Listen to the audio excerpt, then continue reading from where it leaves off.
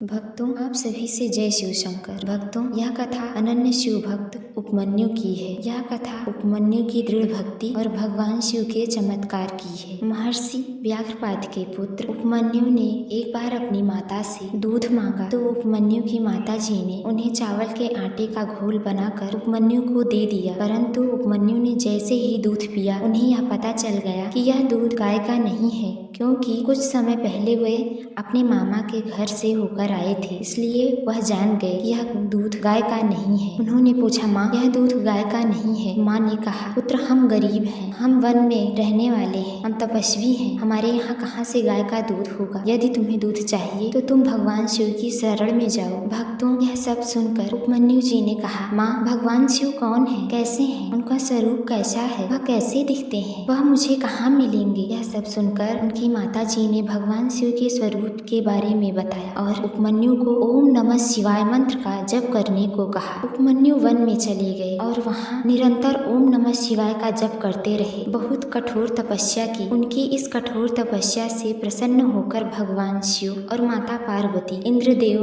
और माता पार्वती जी ने अप्सरा का रूप धारण कर श्वेत ऐरावत हाथी पर बैठकर उपमन्यु के समीप आए और उपमन्यु से वर मांगने को कहा। परंतु उपमन्यु ने इंद्र रूपी शिव से कुछ नहीं मांगा। उपमन्यु ने कहा, हे देवराजेंद्र, मुझे आपसे कुछ नहीं चाहिए, मुझे तो केवल भगवान सदाशिव के श्री चरणों का दास बनना है। यह सुनकर इंद्र रूपी भगवान शिव स्वयं अपनी निंदा करने लगे, परंतु यह सब कुछ उपमन्यु को अच्छा नहीं लगा और उन्होंने इंद्र रूपी भगवान शिव को दंडित करने को कहा और तुरंत ही शस्त्र उठा लिया। जैसे ही उपमन्यु ने शस्त्र उठाया वैसे ही भगवान शिव और माता पार्वती साक्षात्कार हो गए, तुरंत अपने रूप में आ गए और कहा, हे पुत्र, हम आपसे प्रसन्न हैं, मांगो, क्या मांगते हो, तुम्हें कैसा वरदान दूं। तब हे भक्तों, उपमन्यु ने साफ इनकार कर दिया, किसी भी वर की मांग नहीं की। फिर भगवान शिव ने उपमन्यु को अपने हाथों से सर पर सहलाया और कहा, हे पुत्र, मैं तुम्हें वरदान देता हूँ। भक्तों,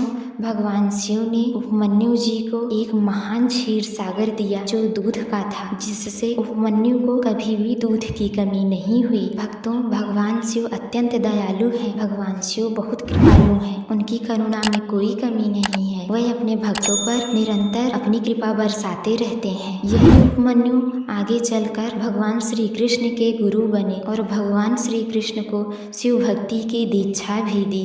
भक्तों, इस प्रकार महर्षि उपमन्यु की शिव भक्ति की यह कथा हमें सिखाती है कि सच्ची श्रद्धा और अटूट विश्वास से भगवान की कृपा अवश्य प्राप्त होती है। कठिन से कठिन परिस्थिति में भी यदि मनुष्य भगवान का स्मरण करता रहे तो अंततः भगवान स्वयं उसकी रक्षा करते हैं और उसे जीवन के सर्वोच्च मार्ग की ओर ले जाते हैं। हर हर महादेव।